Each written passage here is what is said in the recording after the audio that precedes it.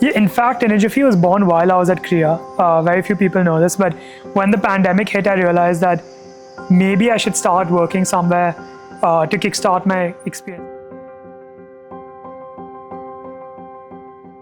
From a student to an alum, how does it feel to be back on campus? I mean, it feels really exciting, but also nostalgic. Like, I remember when we came in, it was just mud, right? The open air amphitheater didn't exist. It was just a pile of mud. All your futsal ground, all of this wasn't there. And now you see a new academic block. You see new names for buildings. Our Kothari all is called SH2 or SH1. So it feels different. And to have 1,000 students just in SIAS versus 110 in our time, very different feeling, but good to see how fast the university has grown. It's a very proud feeling. So tell us a bit about what you're up to now.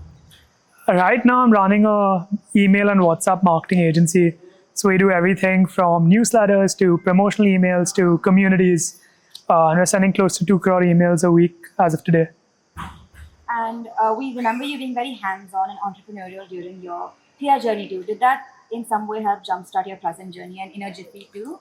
Yeah, in fact, Inagiffy was born while I was at Krea. Very few people know this, but when the pandemic hit, I realized that maybe I should start working somewhere to kickstart my experience, right? So I took a full-time gig while I was yet studying, and that's when I realized that, okay, maybe I should just do something in the news space, right? So I was servicing YouTube for a year and a half through a consulting firm where I was teaching news publishers how they can monetize through YouTube.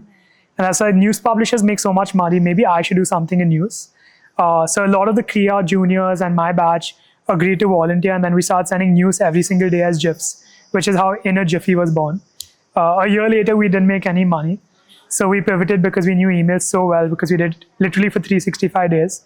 And yeah, that's how it was born. And today, thankful to be servicing some really large clients. Interwoven learning is so much more than just a buzzword here at Krea. So how did you look at interwoven learning when at Krea, and now how is it now that you've graduated and moved on from Krea? I think initially while we were at Krea, it was just a buzzword. But I think when you look back, it makes so much more sense because, for instance, I'll give a small example, right? Like, even though I did a major in economics and I did a concentration in social studies, politics, and computer science, I yet did a lot of courses in philosophy and stuff, right? And one of the things we learned in philosophy by Professor Sarjana was what is a slippery slope, what is ad hominem.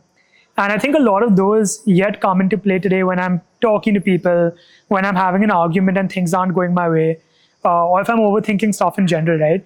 But I think the point is, even if you're doing economics, the fact that you can learn philosophy with it, it's more about how you think rather than what you just learn. I think Krea's whole approach with interweaving different, ideas is how you should actually think rather than just picking up a certain amount of skill sets.